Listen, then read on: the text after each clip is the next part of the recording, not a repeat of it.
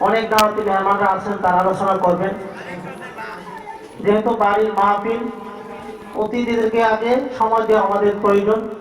আমরা সবসময় কথাবার্তা বলি, আমরা সবসময় আলোচনা করে থাকি।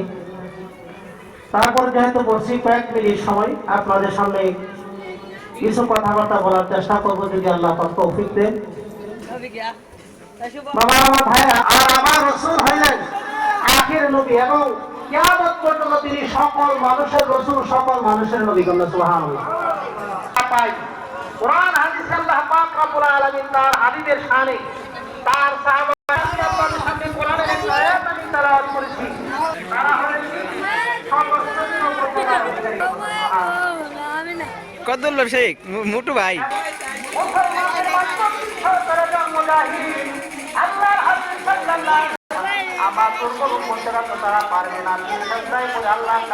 কিসে না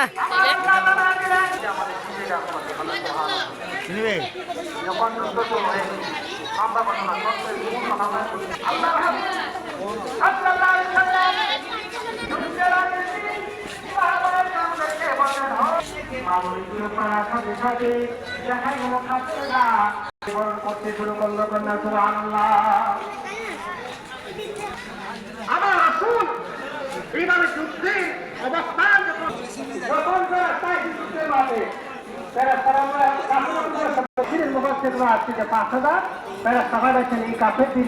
জয় করার জন্য আল্লাহ তাআলা করলেন। সুবহানাল্লাহ।